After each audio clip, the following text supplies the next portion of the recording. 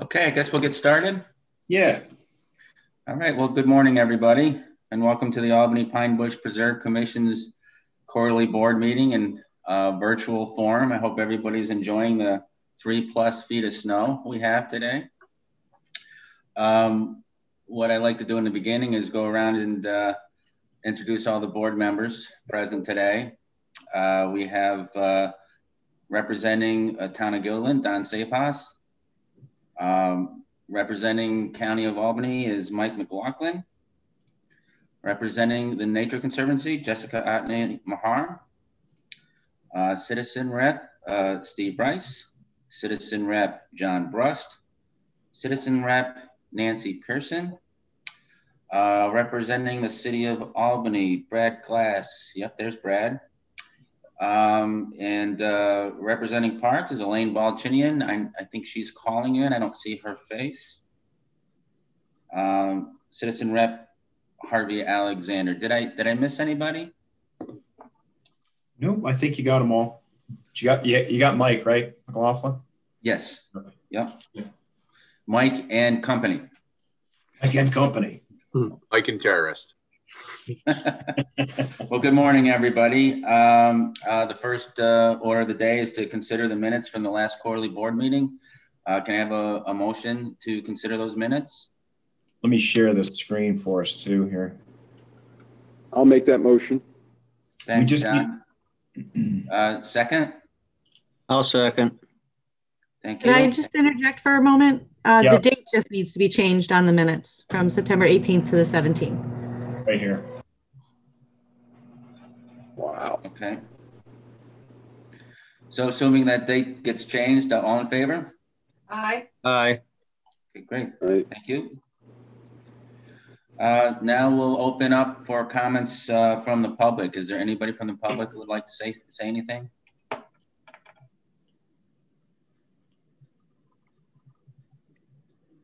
Wendy, is there anybody from the friends in the chat room? Or no? They're probably out shoveling snow or something. I would imagine people are shoveling snow. Yeah.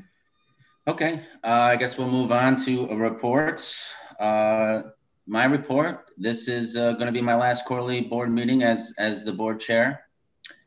So I'd like to introduce Tony Luisi, who will be taking over for me, starting with the year 2021. So Tony, I don't know if you want to say hello to the group. Yep. Hi, everyone. I'm excited to be part of this group, of the board and the organization, and I'm looking forward to working with all of you. And certainly don't hesitate to reach out to me at any time if I can be of any assistance. Thanks, Tony. Okay, thanks, Tony. So anyways, as this is my last meeting as the board chair, I just wanted to thank everybody for just making the experience such a positive one. In my position, oftentimes I deal with stressful issues. Dealing with Albany Pine Bush was not one of them. It was always almost just a break from the stress, and it was always very educational and entertaining. That entertaining part is for you, John Brust. I think you guys do incredible work, the staff at the commission. Obviously, you can see just from the scientific data how much progress you've made, just even in this 6 years that I've been involved with the organization. And the fact that you guys have so little turnover in your staff, I think speaks volumes of how much you love your jobs. And it's certainly a reflection of Chris's leadership. So anyways, I just want to say thanks for everything. And thank you. Thanks, Keith. So the next step now is to open up to the board members. If anyone from the board would like to say anything, now's your opportunity. Just another thank you to you, Keith. You've done an amazing job, and it's been, entertaining and wonderful to have you be our chair. Thank you, and enjoy your retirement. Thank you, Nancy. I'll second that. Thank you, everybody. Appreciate it. Okay, so I guess we'll swing it over to you, Chris. Okay. Thanks, Keith. Chris, I'm sorry. I had one thing. I didn't unmute fast enough. I apologize. Go ahead. Sorry. And congrats, Keith. I wanted to start by saying that. I did want to mention to other members of the board that there's legislation on the governor's desk that would ban any use of glyphosate, which is a weed control product, on any state lands, which I believe would be of concern in the pine bush, because that's a tool that from time to time is needed. I don't know if any of your other organizations, obviously not DEC, but the local governments and other interests that are non-state agencies on the board are able to comment to the governor on legislation. But the Nature Conservancy has sent in a letter expressing concerns with this legislation as drafted. And if anyone has an interest in sending a similar letter to the governor, the deadline for action is December 23rd, and I would be happy to speak to you to help you get a copy of the legislation and share information about how we're communicating with the governor's office about it. So you can contact me directly for that. What's the pesticide? Glyphosate. Roundup, rodeo. Okay. We use rodeo. Rodeo is a glyphosate that you can use around wet areas. We use that typically for our invasive species. We use other chemicals, and also, of course, we use them all judiciously. But glyphosate is probably the most common because it's the most relatively benign, the way it breaks down in soil. And it certainly would have an impact. So I actually reached out to the governor's office on this when it first was passed, and just said, this is something that we use. And if there's, if you'd like any feedback from us for potential amendments, we'd be happy to do that. And I sent a similar correspondence on Monday to Legislative Affairs and DEC, just to let them know, just to reiterate, like, this is where we are on that. So if you need anything from us, to let us know. So what I can do, Jess, after this meeting, would you like me to send the letter to the board members so they can see TNC's letter? Sure, that's fine. Okay. Great. Thanks for bringing that up. Yeah, yep. It's quite frankly, what will happen is people are going to use chemicals that are I don't want to call glyphosate benign, because it's not, but there's other chemicals out there like triclopyr and other things that are much more toxic to multiple things in the environment. So we'll watch. Chris, if this legislation gets passed, how much will it impact pine bush work? I mean, do you have an alternate tool to use? Yeah, we would just use one of the stronger chemicals. We're all of our chemical application, if it's either done in-house by staff or by a contractor, it's done by a certified applicator. And as you know, you can buy Roundup in any store and apply it to your dandelions freely. But we only apply with certified applicators.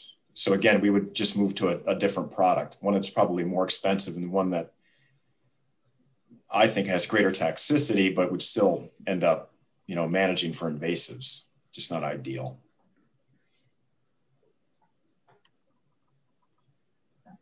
So, okay. Thanks again, Jess.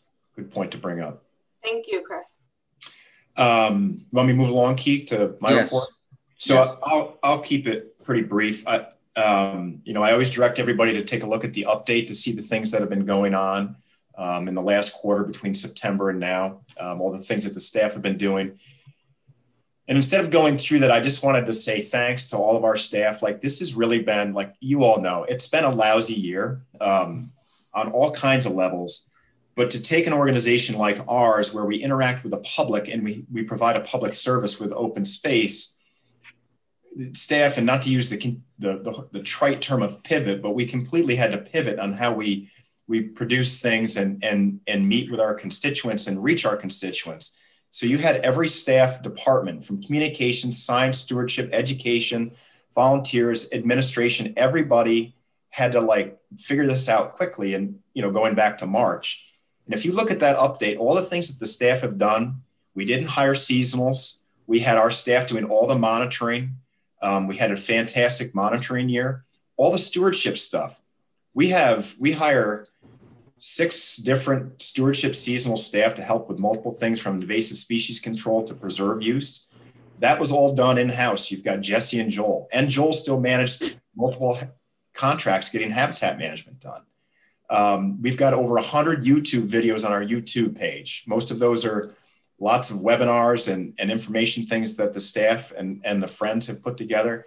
So it's really, it's pretty impressive to see how, thank goodness we have a creative staff, not like your leader here, but who really like figured it out. So I just wanted to, it's just a thanks to the staff. And of course, I'll follow up with thanks to Keith for 6+ years. Keith started, his first board meeting was June of 2014. And I had to go back and count. So this is your 27th meeting that you've overseen. And you've probably never expected the last 3 of your tenure would be like this, where we're looking at, you know, one another in these little boxes. But thanks for your leadership. Thanks for always being there as a sounding board for me. I know I'm a fairly difficult person to have to oversee, always, you know, trying to rein me in, but I appreciate all your help, Keith. So best of luck, and we'll be in touch. Thank you. And I take it that last sentence was said in sarcasm, because you're not. I've had to oversee easy staff and difficult staff. I know the difference. You're not difficult at all. You just handle everything professionally and completely. You've done great work here. Thanks, Keith. Yeah, that's my job, to make sure the board chair doesn't have much to worry about and the board doesn't have things to worry about. That's what we do. So thanks again. Okay, is that the complete report? Yeah. Okay, moving on to the technical committee project review report. Neil Gifford. Good morning, everyone, and happy holidays. The technical committee report is within your packet. Hopefully you can find that. I don't know what pages it is, but the technical committee has not met this past quarter, but there are some updates that are worth noting for you all. And at the end of each little section there within this report, you'll see a sentence or 2 in italics, and that's just to give you the latest and greatest news. So beginning with, in the city of Albany, the landfill habitat restoration project, they continue to plug away all summer long and throughout the fall. And most recently, they've submitted their annual compliance report, all of, I don't know, 700 and some odd pages if you're looking for some nightly reading.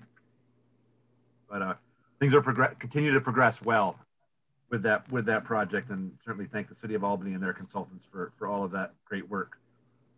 In the town of Guilderland, you have probably all heard, but we did update the pyramid projects here. And in particular, it's worth noting, so what was it? In October, the planning board approved the site plan for the combined, it's 3 different projects within a single application. For the Rapp Road residential project with 222 housing units, the Costco, and a yet to be determined use of the 3rd site there on Western Avenue. The planning board approved that on October 28th. Subsequently, I think it was 4 residents and a local gas station filed an Article 78, which was successful. So as a Judge Peter Lynch ruled in favor of the plaintiffs, basically saying that they failed to take the adequate hard look based on the judge's interpretation of seeker. The commission, as you know, the technical committee has commented several times on that project and still believe that in the end, given the mitigation that they were proposing, their project was not likely to have a significant negative impact, at least on what the commission is doing with pitch pines, restoring barrens, and recovering the endangered species in that section of the preserve.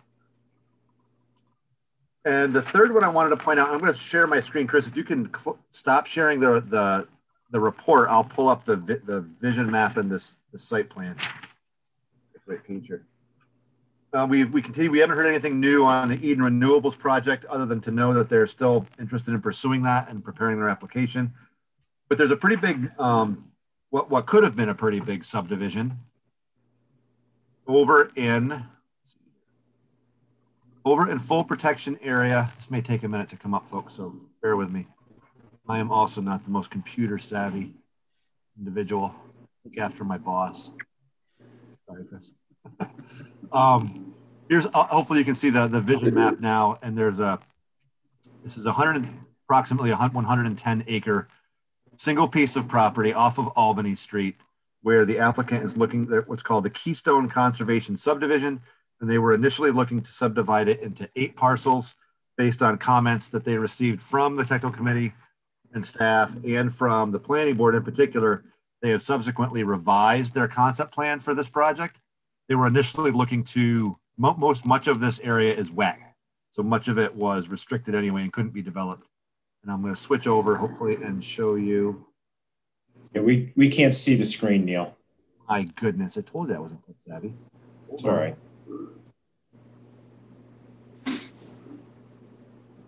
Oh, share screen. Look at that. There's a green button right there. How about that? That's it. Magic. Thanks for letting me know. Thank you. So it's up here, 35D and C parcel, recommended for full protection. Off of Albany Street is the snaky road to the right or to the northeast of areas 35C and D.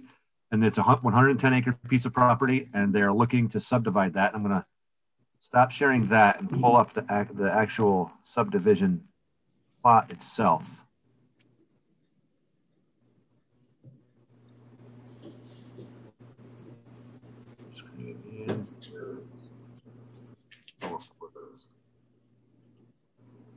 Please stand by. As we're waiting for that, I just wanted to welcome Supervisor Mahan. She just called in and she can hear fine. So, great. And I just responded back to her. And that map has apparently doesn't want to open. At any rate, Chris, I've stopped sharing. So it's effectively what they've changed from an 8-lot subdivision to a 9-lot subdivision, and they're proposing to set aside and donate to the town for dedication to the preserve a significant portion of that, a little over 100 acres in their current concept plan that they anticipate taking back to the planning board in Colony. So of 110 acres, they're looking to effectively conserve a little over 100 acres of that site, developing 7 or 8 very small lots right adjacent to Albany Street, and protecting the bulk of the rear of the property, which is a pretty significant state wetland. So it's a huge, massive part of a New York State DEC wetland. There's a stream running through it. There are active beavers on it, and it abuts the railroad tracks and property protected by the Nature Conservancy. And it was good that they went into it well with good intentions of proposing it as a conservation clustered subdivision. And based on our comments and the planning board's comments, they've since revised that to more permanently protect a significant portion of that property. Initially, they were going to protect 10 acres. Now they're looking at permanently protecting 100 acres. So that's a good outcome, and we certainly appreciate the Town of Colony Planning Board's efforts to work with us, planning board and the planning department, to work with us to communicate to the applicant how we can try and better balance our conservation interests with our economic interests on this piece of property. Could you email me a copy of that first map you showed us? The vision map or? The first one. Yep. Sure. Thank you. Chris, I'm sorry, that's all I have. Apologize for the technical difficulty. I had that concept map up, and when I opened it, the whole thing went blank. That's okay. So we'll get those. Neil, you follow up, send those to Harvey. Did anybody else have questions from you? I just wanted, I'm sorry, Keith. I mentioned Supervisor Mahan was on the phone, so she's now a panelist, so she can speak if she'd like, if she needed to. I'm sorry, go ahead. I'm all set, Chris. Thank you. All right. Thanks, Supervisor. Okay, moving on to the next is the financial report presented by Lisa Anthony. Good morning, everyone. Happy holidays to everybody. Congratulations, Keith. It has been a pleasure working with you. I wish you the best. Thank you very much. You're welcome. First, statement of financial activities. That's our first report. Dues and contributions are slightly over budget. This is due to our quarterly Trusco fund, which is coming in about $18,700 per quarter. Government grant income is at 79% of budget. This is directly related to expenses, which are lower. We are being very conservative due to our funding right now in COVID. Mitigation fees are over budget by $24,000, and this is the tonnage from the landfill. Lease revenue is on budget for the year. Take a moment. And other revenue is $15,000 lower than budget. This is due to the closure of the Discovery Center. This is where merchandise revenue from the gift shop and program fees are located. Total revenue came in at 83% of budget. And this is pretty much due to the closure of the Discovery Center and conservative spending. Moving on to expenses, personnel and fringe are $262,000 under budget. And this is due to, we did not hire seasonal staff. We have one full-time vacancy and we did not receive our MC raises this year. We had a big benefit payment in November, which was last month, of $170,000 to the New York State Retirement System. Travel and training is under budget and will remain under budget. This is due to COVID. This is our conferences and our travel, which we did not attend conferences. Contractual is $42,000 under budget. This is both Discovery Center projects and stewardship projects. We have a lot of contractual coming in right now. So we will be very close to budget on that. Communications is under budget. This is due to the timing of projects, booklets, brochures, and again, closing of the Discovery Center. Occupancy is 42% of budget. This is the budget center for repairs for the Discovery Center and utilities. They have both been under budget. We haven't had much because we've been closed. This will go up a little bit in the winter due to utilities being higher. Supplies and equipment are at 35% of budget. Again, we will spend a lot of this on PPE equipment, computers, etc. This will come through. We have less vehicle repairs, which is in there too, because we haven't been using them. Other expenses are 63% of budget. This is due to gift shop inventory, which is 11,000 under, and background checks for employees, which we did not have to do. We have up to 14 to 16 seasonals that we hire every year, which we did not. So overall, both revenue and expenses came in under budget for the month of October at 83% and 71%, giving us a net income of $206,000 for the month. Any questions on that? Okay. Moving on to statement of net assets. Cash increased. This is due to the quarterly advance from DEC and a decrease in spending due to conservative spending. Grants receivable, there you go. Grants receivable increased slightly due to federal grant money owed. Accounts receivable increased, and this is due to a Trusco quarterly funding owed, and that has been received. Inventory remained pretty much the same. Prepaid expenses are zero. You will see this line item in March every year due to our fiscal year ending. Investments had a gain of $623,000, which we've had a great year so far. And $85,000 of that was transferred to land, giving us a change of $538,000 there. Capital assets decreased $151,000 due to monthly depreciation of $154,000 for the year and purchases of a bathroom remodel at the Barron's house. Land increased $85,000 due to the purchase of 2800 and 2801 Curry Road. And deferred outflows remain the same. This is our reporting requirement for GASB 68 and 71. This did change in November. This is our cash payment to the New York State Retirement System, which I mentioned earlier, of $170,000 plus the projected versus actual investment earnings for the year. It's an actuarial calculation from the New York State Retirement System. Liabilities, accounts payable, and accrued expenses decreased slightly. This is just due to accrued expenses being paid. Deferred revenue increased due to the advance from DEC that I mentioned above in the cash. We will be utilizing that. New York State pension liability and OPEB liability remain the same. Again, this will change as of November, and the OPEB will change as of January.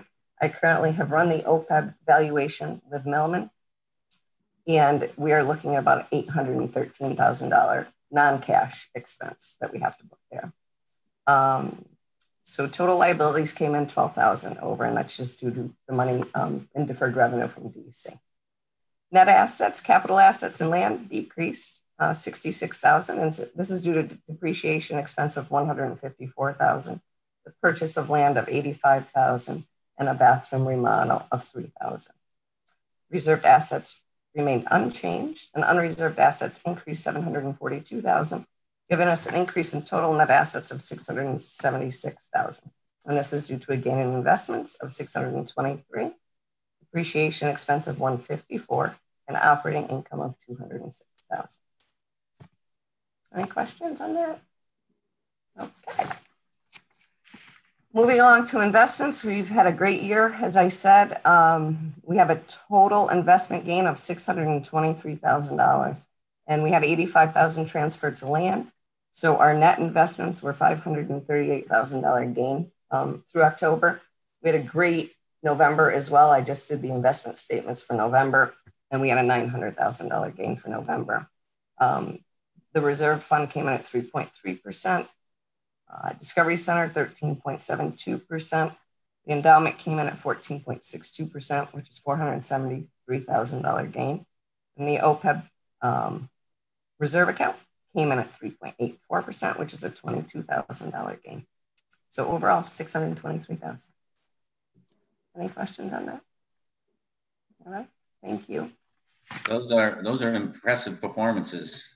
They are incredible. They're actually even better. So that's the end of October. We have the numbers for the end of November. They continue. 900,000, over 900,000. Yeah. We're doing a great job. Let's hope it stays that way, right? Right. Okay. Okay, thanks, Lisa. Next we're moving over to the action items. Chris wants to, did you want to talk about the annual plan and then Sure. take questions? Yep. So here's the action item. I'm hesitant to continue to scroll down because it kind of makes you dizzy and a little nauseous.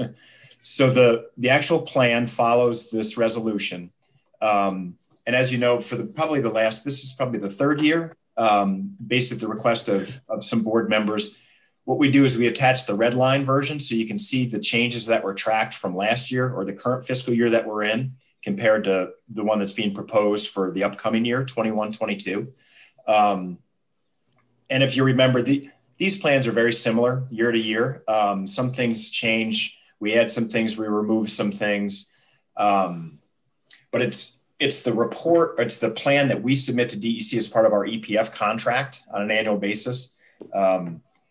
And we use this as a staff. We take our operating plan, and then we work individually as staff members to come up with our annual objectives, the more detailed ones. So we use that this is kind of like a starting point.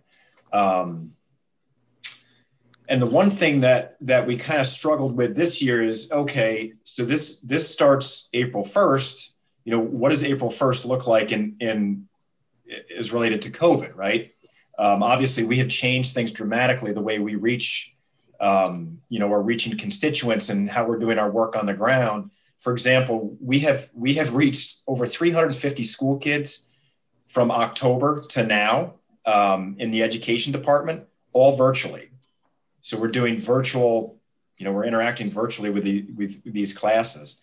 So it's not reflected very specifically in there. So the goal is the same. So it's either in person or it's virtual. So if there are any questions about that, I think I'll leave it at that and see if there's any questions. Chris, I have a question. You talk about how this is the plan to implement the grant from the state pursuant to the Environmental Protection Fund. And I'm just curious, what is the status of the commission's contract to continue operations and receive funding from the EPF. For this fiscal year 21-22, that's your question, right? Yes. Yeah. So my understanding, I have been told, we have been told, Lisa and I, with the people that we work with that are in lands and forests and that work with management and budget, that they're working on the contract. I don't know what that means. My hope is that we're working on that contract and we'll have a new 5-year contract in place by April 1st, or that they will continue to fund us based on whatever is appropriated. Time will tell. I mean, just for an example here is the current fiscal year we're in right now, and today's the 17th of December, we're walking right into fourth quarter. We don't have an approved budget through DEC. We're getting payments, which is fantastic. But what our final payment is going to be is kind of, there's this internal discrepancy going on with what the numbers look like versus our appropriation. So I'm hopefully optimistic, Jessica. So you're saying for the current fiscal year, 2021, you never finalized with DEC the budget, and you don't know if you're going to be paid out the full appropriation or an amount less than that. Is that correct? Yep. Let me give you the example. So the 5-year budget that we're finishing up here is a total of $12.625 million. Our appropriations have exceeded that. So there's the numbers that Lisa has put together over the last 4 years and what's been expended, there's some internal work going on, and I don't know what that is in DEC to determine how much of the remaining contract we're going to get paid out for. Is it all the full appropriate, or is it the 12.625? Either way, I mean, we're in line. We got a contingency. We can make salaries. We can pay our bills. We can pay our benefits. We can do some work. But there's some big things that we were trying to get done, some capital things that are, we've got RFPs out there. We've got responses. We're just waiting. Does that help? Yep. Thank you. You're welcome. Can you indicate what the range is between the full appropriate and just so that everybody knows what the difference is? Yep. Lisa, you got them. It's between 2 and 6, but go ahead. Yep, it's 2.139 million versus 2.774 million. There's a $600,000 swing, but we're okay. We're okay either way. So I've done a contingency budget, and we'll be okay either way. Yeah, I mean, one of the challenges is going to be is if we were to get the full amount, well, then we've only got 3 months to expend those funds. And that may be a challenge, but. Well, when you do the new 5-year contract, can you put in a provision to spend the back appropriation that you haven't been given yet? That's what I'm going to work on. Yeah, absolutely. And you said they're in process on the new 5-year contract. So from fiscal 21 to 22 going forward, that's what's in process right now? That's my understanding, but it's fairly vague. We're working on the new contract. Okay. That's all I've heard. And when the current contract ends at the end of the fiscal year, the state fiscal year? Yep, ends March 31st of 21. Yep. Thank you. You're welcome. We've been in a situation before when we were within TNC, and TNC was our fiscal agent, where we had 3 weeks left in March with no contract, and we finally got the contract. I would hope we don't have to face that in 21-22. Fortunately, we have the reserves to take us through until we get reimbursed. But obviously, this is my priority for the next coming months. Any other questions on that, on the annual plan? And then, so this annual plan ties right into the next action item B, which is the budget. I've got a question on one of the items, and just sure. Explanation. It's under the natural resource management B, the restoration and management section, and you eliminated number 7. which I'm assuming means it's folded into the changes you made to number 1. But yeah. Stand by. Yeah. In this one. That one down a bit, down B7 is eliminated. The implement, the basically restoration of those habitats is that I assume that's not because it's complete. You fold that into number 1. Is that the intent? Yep, exactly. To try and reduce, the redundancy of it. Exactly. Number 1 is of course very specific in terms of habitat type, and is that your intention? Yes, to make it very clear, and well, you got community variance too. So it's basically of that habitat type. So wetlands are not in there. I mean, that's I guess that's the only thing. Are there, if there's any plans to work any more broadly outside of pitch pine, scrub oak communities and their variants? And there may not be in terms of restoration. No. That's just my question for clarification. Make sure that's your intent. Yep, that's right, Steve. So that's a perfect example of wetlands. So we wouldn't be doing this year, or in the short term, the focus is restoring the pine barrens and the variants. And quite frankly, the wetlands are in pretty good shape. Okay. The invasives in the wetlands aren't like what we're faced with in the uplands. Great, thanks. Sure. Any other more questions regarding the annual plan?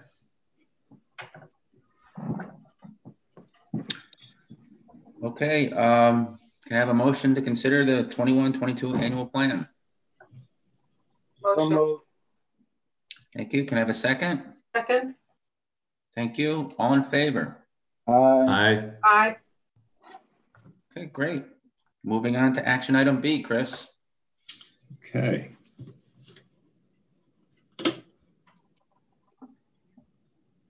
So action item B here it's kind of a twofold one because they're both connected. The first one is for the budget for fiscal year that we've just been talking about. So that annual plan ties right into this budget. And then we have the 5-year projection that's required for our reporting as a public authority. And we base that 5-year projection both on the audited financials from last year, 19-20, the budget that's approved that we're working in now, the budget that we're about to approve, and then use that to move forward with the 5-year. So I'll scroll down so you can see, and here this is the second year to try and make it easier so you can see the variance. So first off, the proposed budget, here's the current budget, here's the proposed one. It's based on flat funding. Hopefully our funding remains stable through the Environmental Protection Fund, 2.65 million. Federal grants, this 150 here that we're working on is from the Forest Service for habitat work from the Wildland Risk Reduction Grant.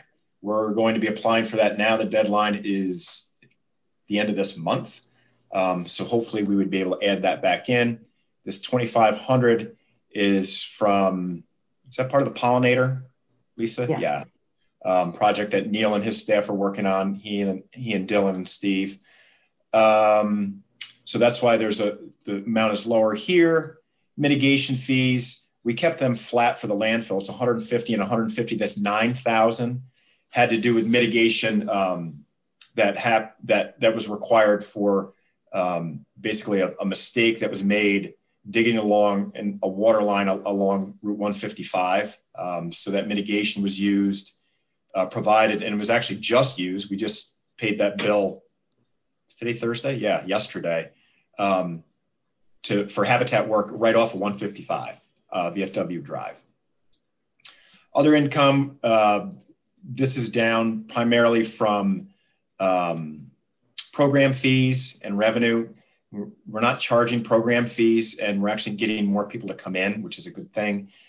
And it's not really a big expense. We could revisit that if it was, or a big income source rather. So basically the expenses tie along with that. The biggest reduction that we do would be under contractual here, that 126, because you don't have that 150 coming in from the Forest Service. Everything else is fairly similar. There's just reductions along. No big significant expenditures. We added 5,000 here for capital. What's the additional 5,000, Lisa? Security system. That's right, the security system. Thank you. So basically, you have the current budget has a surplus of about $1,400. This one that you're looking at, the proposed one's a small surplus of about $587. And again, so it's based on if our appropriation is level. One, based on we get that contract in place. Two, that the legislature, the governor proposes and the legislature adopts our appropriation as level. And if not, then we adjust. And we're prepared to do that. And here, this will tie into the next document with a 5-year Paris projection. So these are the service costs that are associated with OPEB, the other post-employment benefits, which we're all fairly familiar with, I think. We spent quite a bit of time talking about that.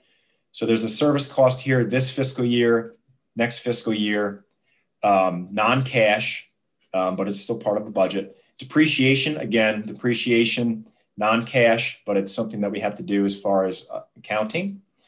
So it looks like you have a deficit, but it's not really a deficit because it's non-cash. So your actual bottom line is $587. So let me stop there, and then I can move into the 5-year Paris budget and see if people have questions specifically on this one. No? Okay. So here, sorry, I have to look around my camera. So here's the 5-year the 5-year Paris projection. So here's last year's actual. These are audited financials. Here's the actual number at the bottom. Oops. And it shows a deficiency, a negative balance of 564,000. Again, that's because you've got non-cash operating expenses, OPEB, and depreciation primarily. And here's the current year. Here's next year. So this is what we're looking at. And here's the next 3 years running out. There's things that we've just put in here and made assumptions that our funding stays flat. Sorry. Our funding stays flat. Salaries increase by about 2% per year. Benefits are in there at about 47%. And everything else is in mitigation. The landfill continues out through 25 at 150,000. And then I'm going to open up another screen here and show you there. Okay. So that 5-year Paris budget that we were just looking at, remember it shows those deficiencies at the bottom, but they're non-cash. So that's not really a negative cash balance, including this OPEB service cost here, and it's including depreciation. So here's your actual cash balance per year. So, I try to make that as clear as possible because you first look at that Paris report and say, wait a second, the organization's clearly in the red, but not really, not from a cash standpoint, from an accounting standpoint. So let me go back to that there. And then I can answer any questions you might have.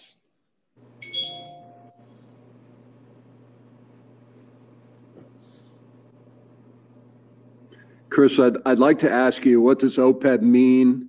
And could we go back to the beginning of our discussions on it? But I won't. John, thank you for the restraint. Keith loves OPEB. Yeah, I was trying to explain OPEB to a person recently, and they're like, "What is that?" So, all right. So going back to the resolution, are there other questions? No. Okay. Is there a motion for that? I'll make the motion. Okay, John. I'll second. Steve. All in favor? Aye. Aye. Aye. Poor Keith, it's his last board meeting. I'm taking over on him. Well, the thing is, I thought I was doing it, but then I realized I was on mute. That'll happen. Okay. Okay, so go ahead. So we'll move on to action item C. If I'm sure most of you guys recall, with regards to the OPEB fund, every year we take a look at how much money we want to transfer from the endowment to the OPEB fund to fund the OPEB liability. And the options are 3%, 4%, or 5%. So the audit committee discussed what we thought would be the best way proceeding for this year. The endowment is doing very well, so that would support moving forward with a 5%, but then we also discussed the uncertainty associated with 2021 due to the fact that we're in the midst of a global pandemic. So we all landed on the 4% submission from the endowment to the OPEB account. So that's the recommendation of the audit committee. And I'd like to open it up to the board for comments, questions, thoughts.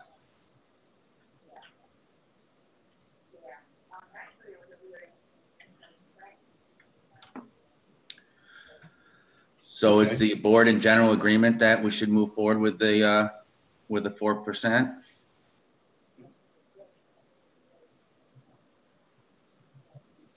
Sounds that way. I am.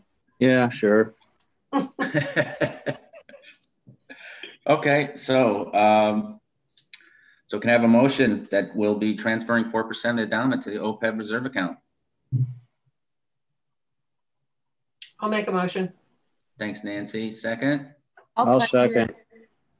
Okay, thank you. All in favor? Aye. Aye. Okay. So Keith, there was one more thing that John Brust asked me about for a fourth action item. Yes, there is. We have a fourth action item, and it's my pleasure to offer this action item. I interact with Keith on the business side of things, bringing public and private sector clients from time to time to the regional director, and as well as working with Keith here at the board. On the professional side of things, on the business side of things, this happened maybe 5 years ago, something like that. We were in front of Keith on a pretty challenging issue, and off to the side, I said, I understand that maybe maybe the department's going to have a hard time with this decision because there's a lot of things in the balance, and one of those is precedent and so on and so forth. And his response to me was, I never forgot it. He said, hey, this is real simple. We should make decisions based on what is the right thing to do, period.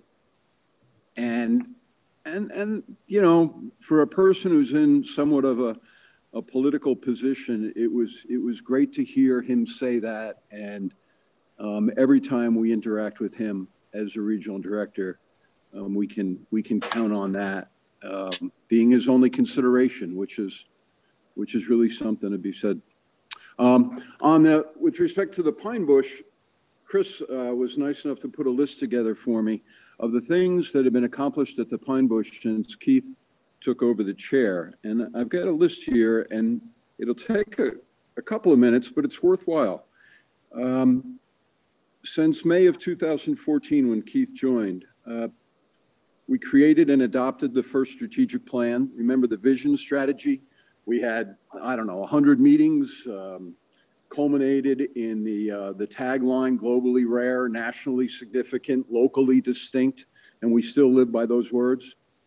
We revised and updated the 2017 management plan, which a lot of work went into that. The commission's 100th meeting was celebrated with Keith. We were designated a Hudson River Valley National Heritage Area site. We entered into an agreement with the Mohawk Hudson Land Conservancy. That resulted in a number of parcels coming over to the Pine Bush. The DEC dedicated 6 parcels to the preserve during that time. Colony dedicated 6 parcels to the preserve during that time for a total of 157 acres. Guilderland dedicated parcels to the preserve. We amended the commission's law through the legislature to allow the Pine Bush to hold title. That's extremely significant. We got 3 parcels that way, totaling 26 acres. We made our way through OPEB, and in making our way through OPEB, as one of the things that I like about being on this board is we don't make majority decisions. You know, it's not 5-4 or, you know, 6-5 decisions. We make unanimous decisions. And Keith really helped us through the whole OPEB process. And I think getting us through a process that could have divided the board, it actually brought the board together. And it really says a lot about his leadership. And then he worked very closely with Chris, getting through, almost through, this COVID problem that we're all, I want to say debacle, that is around us, and worked with Chris to get the Pine Bush reopened and so on and so forth with very little trouble. So he's just presided over a lot of activity, and the board has stayed together as a group, and that's because of the leadership. Anyway, we have action item D, a proclamation honoring Keith Gertz.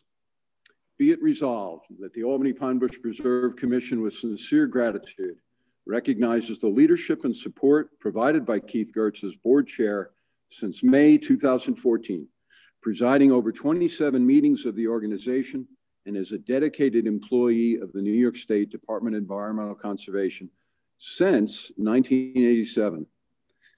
So congratulations, Keith, and could somebody move this action item? So moved. And a second. I'll second. Steve.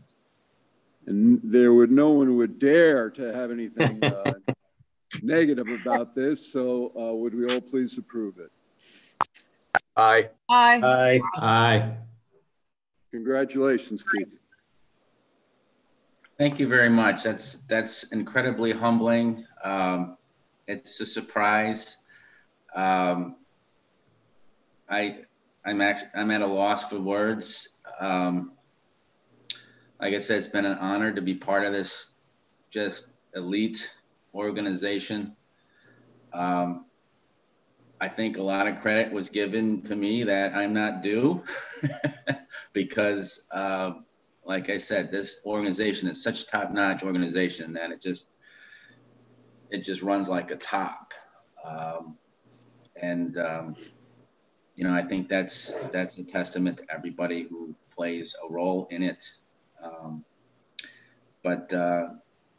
You know, as I mentioned earlier, Tony Luisi will be coming on in my place. I think Tony's an exceptionally talented person. I think you guys are all going to really enjoy working with him.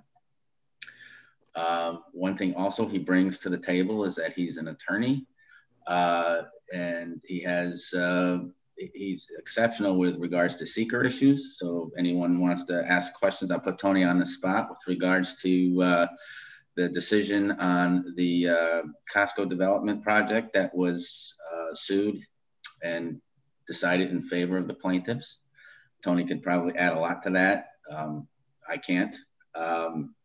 So anyways, it's been great working with all of you. I certainly am going to, as a private citizen, be involved and pay attention to the goings on at Pine Bush. It's a great, like I said, it's a great organization, but it's also a great place. It's a great place to go, great place to visit. So thank you. Like I said, I'm very humble. Thank you, everybody. I appreciate it. Thank you, Keith. You'll be missed. Keith, I'll just say I have big shoes to fill. Thank you. Well, wide ones anyways. I do have triple E's. Okay, so moving on to presentations. First in the hopper is Steve Campbell going to do a presentation on the Carnival butterfly monitoring for 2020. Thanks, Chris, or thanks, Keith. And congratulations. Thank you.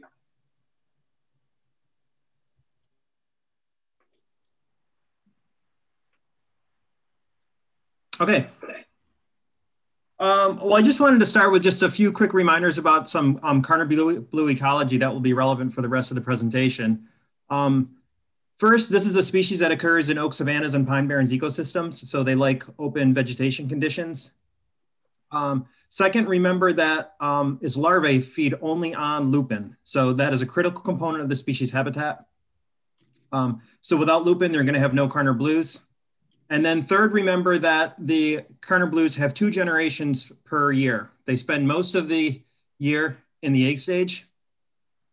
In the spring, they hatch out around April. The larvae feed on lupin, they grow, they pupate. The first brood or the first generation of adults appear in May. They live 2 to 5 days. During that time, they mate, they lay eggs, and then those eggs hatch out. Those larvae feed on lupin. Again, they grow and pupate, and then a second brood or second generation of adults comes out around July. They lay eggs that then overwinter. So that completes the annual life cycle. So there's 2 generations per year. The Carnival blue is an endangered species at both the state and federal levels, and the threats to the Carnival blue really are the same that affect most threatened endangered species. Right? Much of its habitat has been destroyed and replaced with human development. Here are a couple local examples that you may recognize. Up top is Crossgates. Down below is a university at Albany. Right? Habitat fragmentation usually accompanies habitat loss. Habitat fragmentation makes it difficult for individuals to move among habitat patches. So for the Carnival blue, even landscape features such as roads or forest strips can act as fragmenting features. Habitat degradation is also a problem.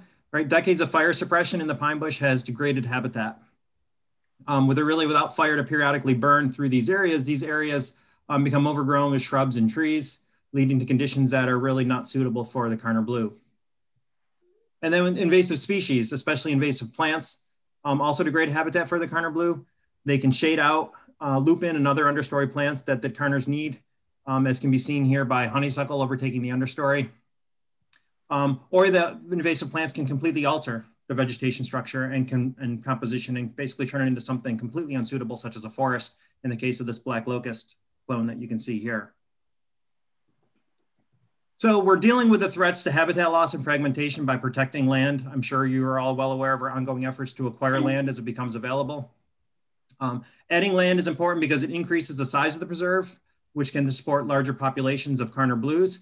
And it also increases the connectivity of the preserve, which reduces fragmentation and makes it easier for Carnivals to move among different parts of the preserve.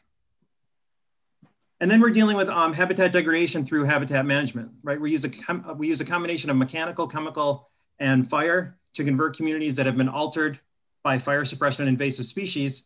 And we use those methods to convert these to communities that will support Carnival blue populations, such as successional northern sampling grasslands and pitch pine scrub oak barrens. And then once we have these sites restored into these conditions, we maintain them with mowing and burning. And when we convert these areas, when we restore these areas, we need to make sure there are abundant populations of lupin for the butterflies. So we seed lupin into these areas as well as other nectar species and native grasses. This just shows you how much we have planted. So when the preserve was established in 1988, there were only about 4 hectares of lupin remaining. So this sort of pink purplish areas that you can probably barely see on that map because there were so few of these areas. Since then, we've planted lupin and other native species into 290 hectares. So we've expanded the distribution and abundance of lupin and other nectar species and native plants considerably. Now, once we restore the patches of habitat, The Carnival blues just don't show up to them, at least not right away, especially if some of these habitat patches are isolated from other patches. So we've helped the Carnival blue population along by accelerating the colonization of these patches through captive rearing and release. So starting in 2008, we collected gravid females, and then we would bring those out to New Hampshire Department of Fish and Game that had rearing facilities. They reared the eggs and the larvae. They would give us back pupae. When these pupae were ready to eclose, we'd put them in these tents with a nectar source. And then soon after they emerged, we released them to the restored sites. And this map here shows you the release sites. So from 2008 to 2015, we've released about 8,000 butterflies in 27 different patches. In 2015, we actually stopped our accelerated colonization efforts because we think enough of the patches were occupied that as we were creating new patches, butterflies were able to find their way there on their own. So we sort of temporarily halted it.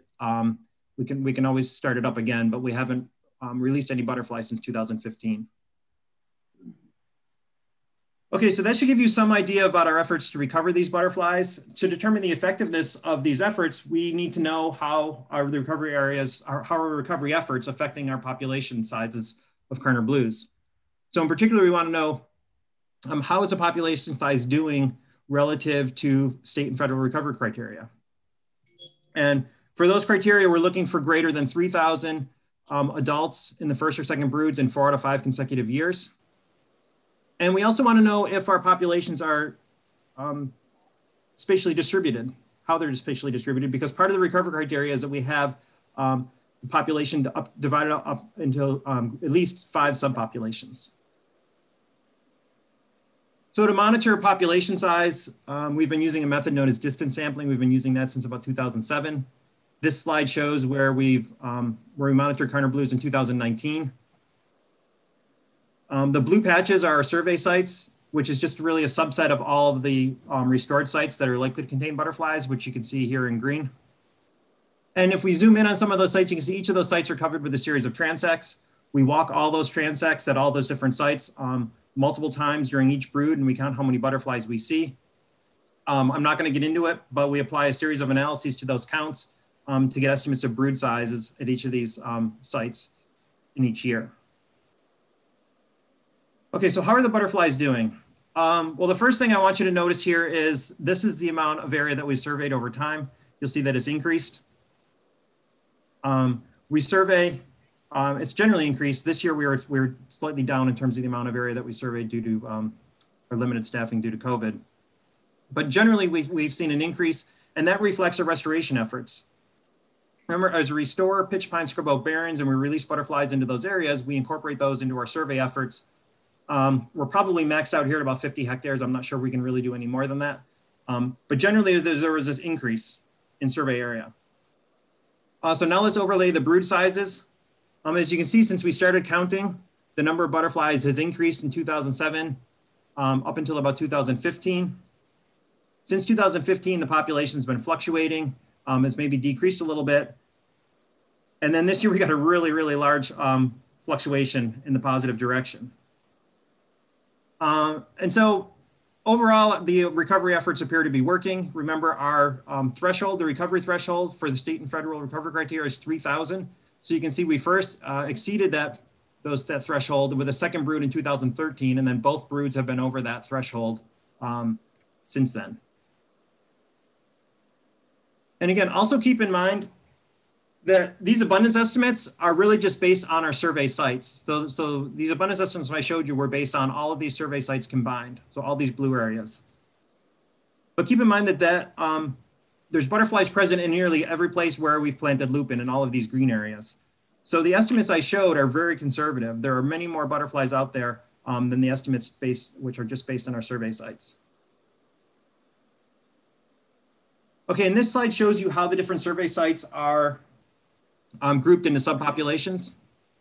The groupings were based primarily on their proximity to other sites, right? In general, if sites were within 200 meters of one another, they were considered the same subpopulation, unless there was a geographic barrier between them, such as a road, as you can see here, right? These are close, but the roads basically divide those into different subpopulations. And here are the relative contributions of the different subpopulations to the brood sizes in each year. There's a lot of pie up here. There's a lot going on. But the takeaway from the slide is that over time, you can see that we've increased the spatial distribution from a few subpopulations to now we have measurable populations in 6 of the 8 subpopulations in the preserve. So I would say based on the increases in population sizes, our successful establishment of multiple subpopulations, I would say we know what we're doing is working. Now, determining why it's working is a bit more complicated. Right? We know that we're putting a lot of the pieces in place in terms of vegetation structure, in terms of lupin, nectar species, and we're also reintroducing disturbance as well as fire.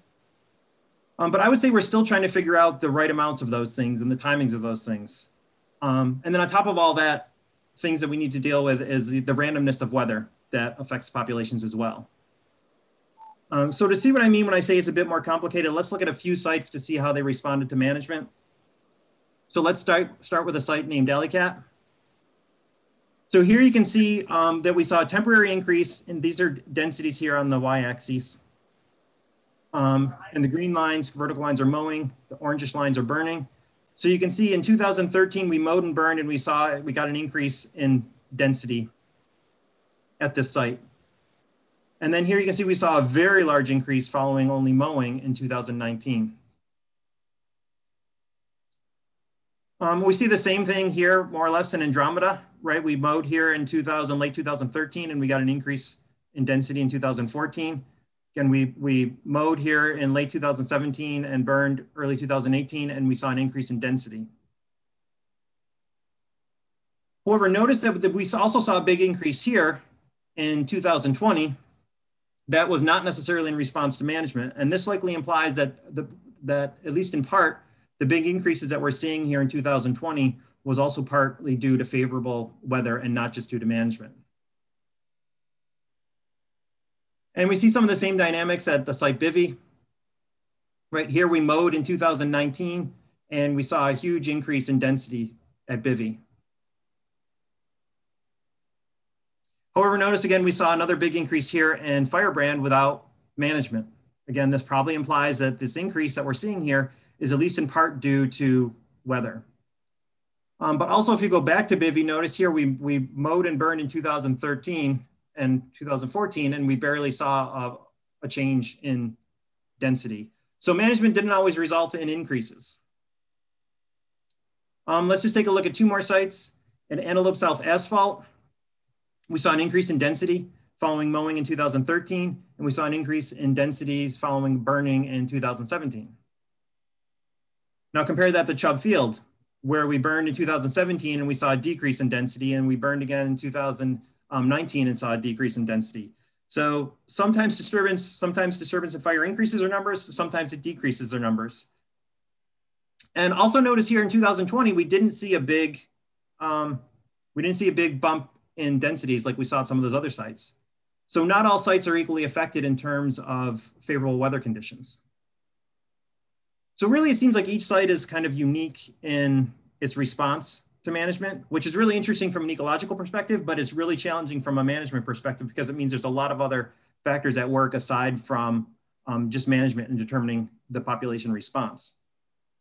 So where really our challenge, I think, moving forward is to try to make sense of some of these factors. An important piece of the puzzle here is understanding the effects that management are having on habitat. So to this end, we've been monitoring habitat annually since 2015 at 7 sites. And here's an example of some of those data and some of the habitat features that we're measuring. So for example, we're measuring lupin stem density, summer nectar species richness, percent grass cover, and percent overstory cover are just some of the habitat measurements. So now that we're starting to get a time series of these habitat measurements to accompany our Karner density estimates, we can start then to relate these habitat measurements to management and also to these habitat measurements to Karner density estimates. And that hopefully when we start to link those two things together, hopefully we can start to get a better understanding of the mechanisms that are really driving the population response to management. And then environmental variables are also likely to play a role as we saw this year. So we're also likely need to consider things like weather especially temperature and rainfall. And hopefully we can get these data from our weather station. Snowpack and winter is also likely to be important because it protects overwintering eggs from extremes in temperatures. And hopefully we can extract those data from our community snowpack science, our community science snowpack monitoring program.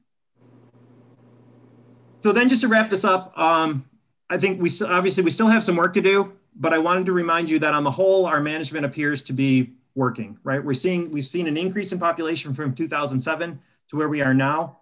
We've successfully established subpopulations throughout the preserve, and we've maintained our population above the recovery thresholds for the last 8 years. So really, I think this is all good news for the species in the Albany Pine Bush Preserve. And I will take any questions if there are any. I have a question, Steve. I mean, obviously, if you look just at the numbers, it's amazing how high the numbers were this last count. I mean, you're like an order of magnitude higher than even what the goal is. Yet it seems like one of the major factors is weather. So my question is, could that number drop just as significantly if we have weather that's not conducive? Yes, absolutely. I think that they're insects. They're notoriously volatile. When conditions are good, the populations can explode. And when conditions are bad, they can go down. I think the key here is I think part of the reason why our populations did so well is if we put a lot of the pieces in place in terms of habitat, we allow them, then weather conditions are good for them to explode like they have. The goal here is that if conditions go bad, that we still have enough of the pieces in place and the habitat's quality is still enough that when it crashes, it won't go low. It'll probably obviously come back down, but the key here is not to have it go all the way to below our recovery threshold, that we have enough habitat in place. In the years between 2013 and 2020, were there years where the weather wasn't conducive and yet you still have those increase in numbers?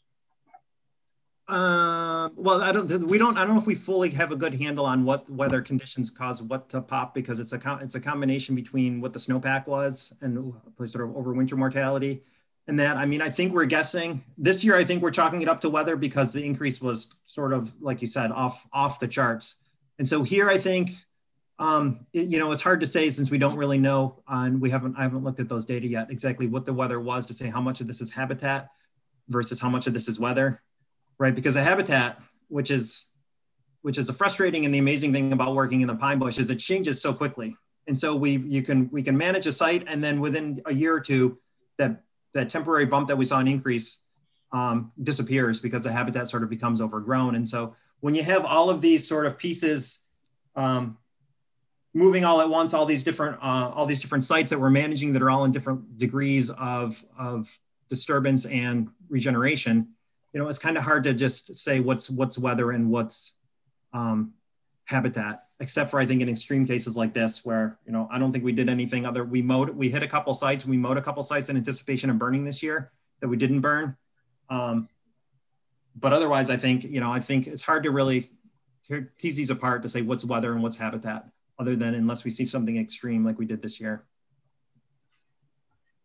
That's not a very satisfying answer, but there's a lot going on and there's a lot of sites and there's a lot going on in there. And so it's not easy to tease those apart.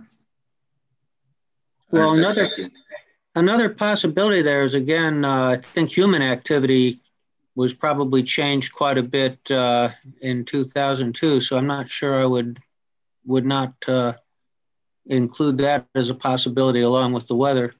Certainly people are doing things this summer that they don't normally do. In what way, Harvey? Yeah, what do you mean? Well, I don't know. I don't know. It's just that with all the stuff that was going on this summer, it's quite possible people were doing less trekking through, areas or something, or maybe more trekking, which made it better for the lupine, something. No, so I would just put, human activity as a possibility, since human activity was, it's certainly a perturbation that we should keep in mind as we go along. Yeah, I would say though, it was probably higher this year. And so So maybe either a lack of people or an increase of people in certain areas could have had a significant impact. I just think that's something that we should sort of have in the back of our minds when we're looking at possible reasons for a big change like that. Yeah, I mean, I think that's always a key, right? If there are people, if they're staying on the trails or if they're going off trails, and if there's trampling of vegetation, is always an issue. Always could be an issue. I want to applaud your creativity on this take-home message chart. You have a future in like election night results survey kind of stuff. You got a lot of stuff in this chart. This is meant to be sort of a summary chart, but yeah, it's kind of busy. Yeah, no, but it's good. It's great. I love seeing how we've got we have more of them in more locations. Yeah, right. That's the important thing here is all our eggs are literally now spread among multiple baskets. So if anything does happen in one part of the preserve, then we know we're not necessarily losing them. Where I think early on, like a lot of the populations were in only 1 or 2 locations. So hopefully that provides us a little more security. Steve, what does this mean in terms of federal listing? So how long does we have to be above this recovery threshold? And how are the other populations in our region doing? Are they seeing the same kind of bumps in Saratoga and Wilton that we're seeing that are sustained? Or are we looking at, within 3 or 5 years of this being delisted? Well, I don't know. Maybe Neil can maybe jump in if he talked to Kathy O'Brien. I don't know what happened up in Wilton. But I know from our recovery calls, federal team recovery calls, that they're not doing well in other parts of the range. So the fact that we're doing well here seems to be a little bit of a bright spot, and otherwise they're not doing well in other parts of the range. So I'd say it's very unlikely to be federally delisted because they don't seem to be doing well in other parts of the range. But even state delisting, I think there's 4 state recovery units. We're only one of those, so we have to be above this 3,000 number in 4 of those. And at best, if Wilton went up, at best we're only 2 of those 4. So I don't think we're in any immediate. I don't think we're in any sort of the near future we'd be thinking about delisting these. But which is an important point because people think like, oh, well, you're doing well here. It's like, well, but we're only one recovery, part of one recovery unit. There's 13 recovery units across the US, and they have to be doing well in all of those recovery units before it could be federally delisted. But even for the state delisting, we need 4 of those state recovery areas need to meet those. And we have so far, but I don't know what Wilton's doing. They're monitoring, but I don't know if they've run any of these analyses, or they might be actually relying on me to do the analyses for them. But I have my hands full. So I don't know, but yeah, so we seem to be doing well, but I don't know if that's the case across the species range. That's a good point. When you say nationally, there are 13 I think you said nationally 13 recovery areas. Yeah. And has anybody charted the success of the 13 and compared them all to one another? I don't know if anybody's looked at the broad across the range yet. There's not that I'm aware of. I think everybody sort of is in their own little area, like we are, doing our own thing, and they're monitoring it. But I don't know that anybody's tried to pull all this stuff together yet to try to update the species status, or when that species status assessment update is due.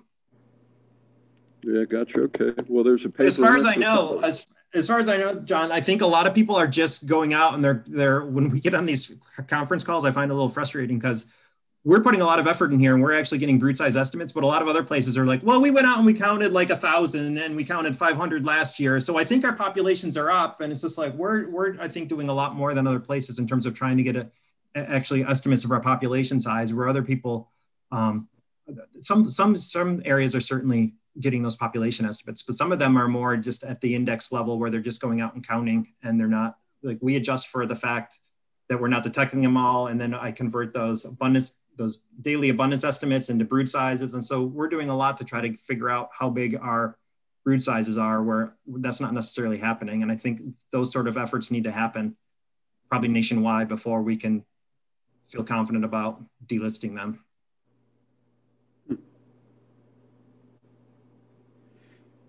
Well, there's probably a story there too about the management success of the pine bush for this species could certainly be extrapolated to what should be done for other species around the country.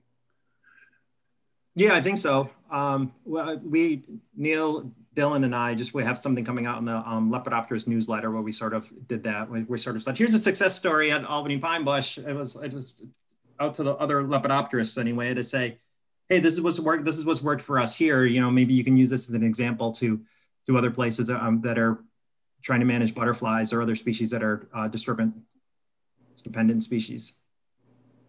Yep. Okay. Thank you. So we're trying to get the word out here and there.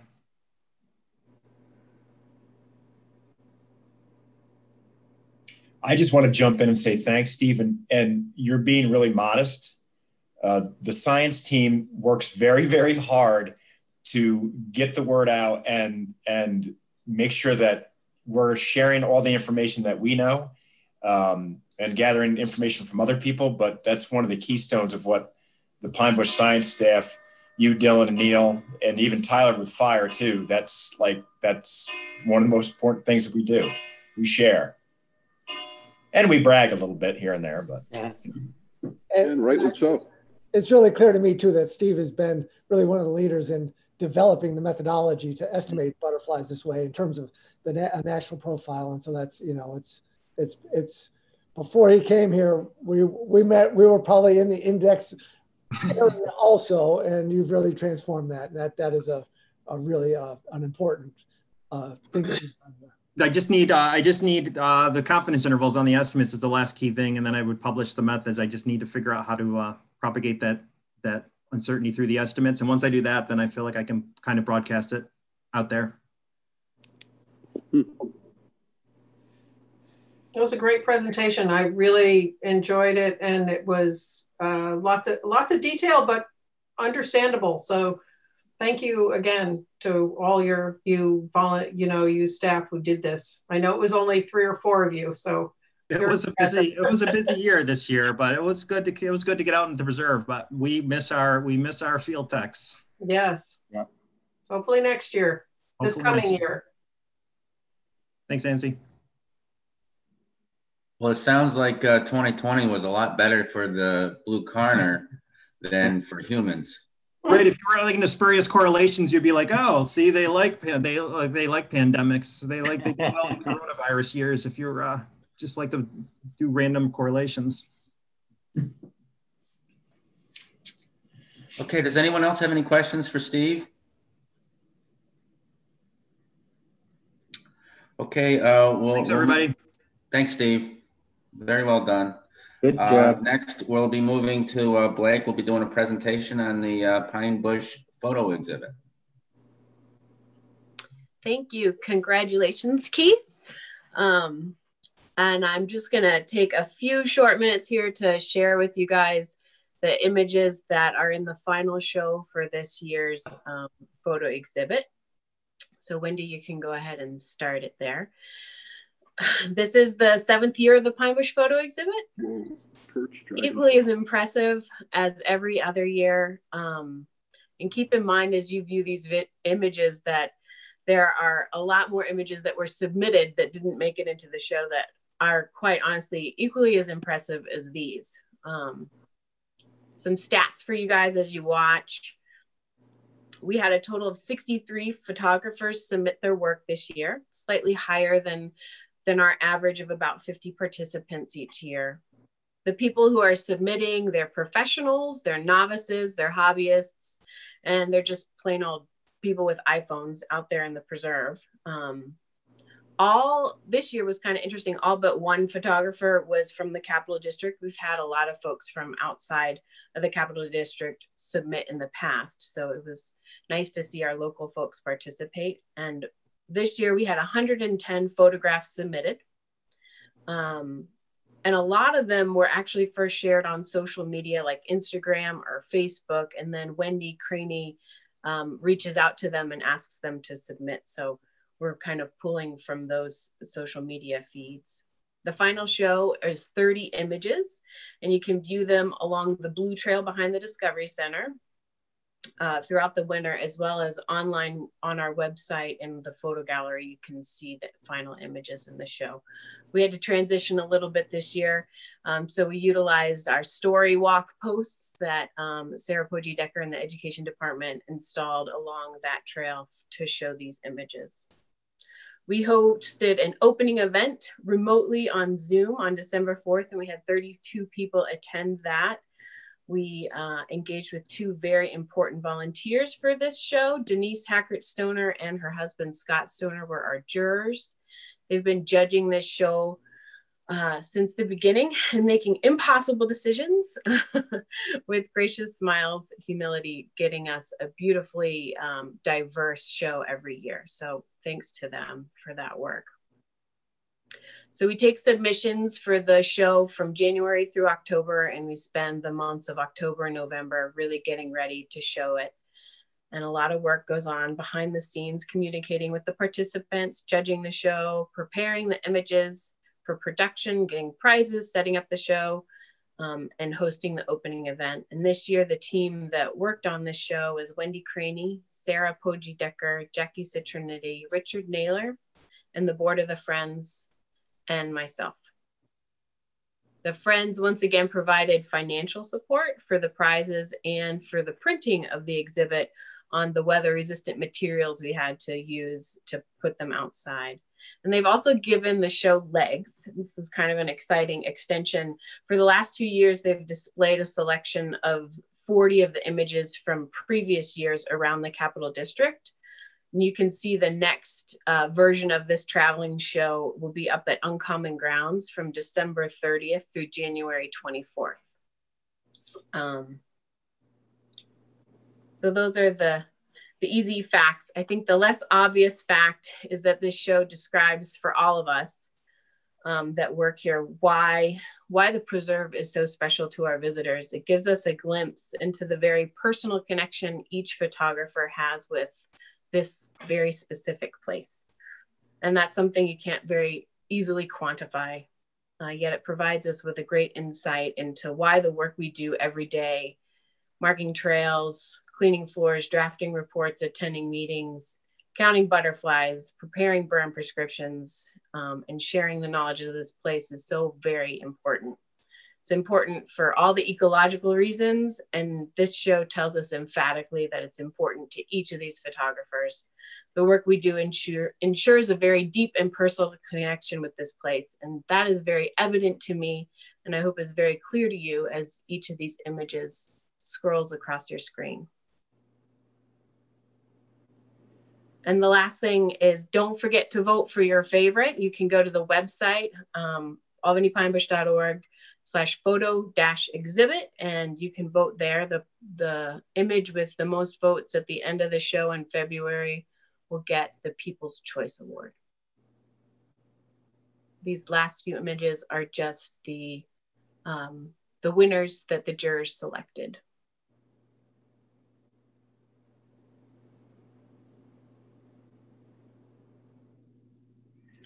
It seems like the titles of these are much more sophisticated this year. Yeah. Like the two hearts on Blueberry Hill, Uh-huh. the pull-up bug, and people are getting very creative with the way they title these. Yeah, they are.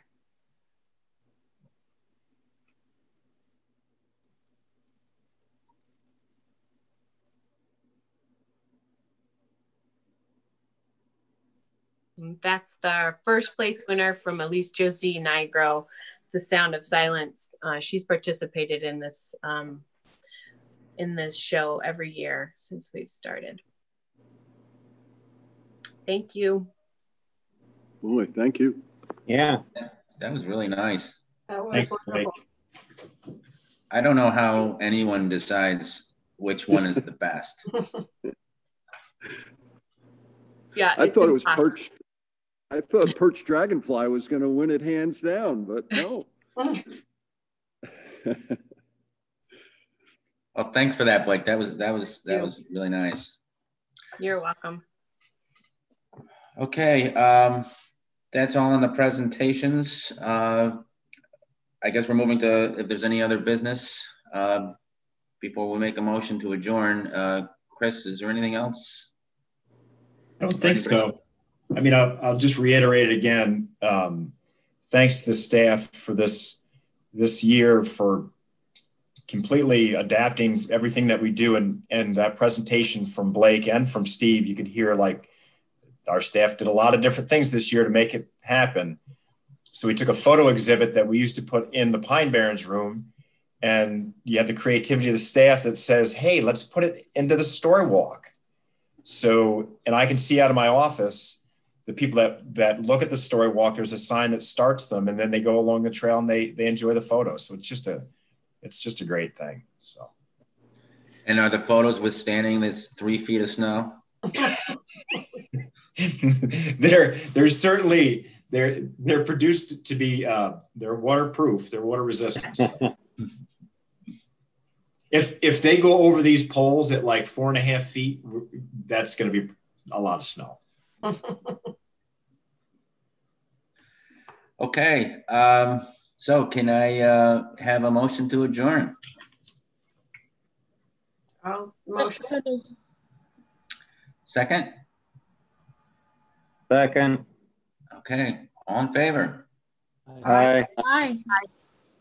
All right. Everybody have a good holiday. Happy holidays. Happy holidays, everybody. Happy holidays. Thank you again, Keith. Thank you. Thank you. We'll Have a see you good tomorrow. holiday. Thank you. See everybody.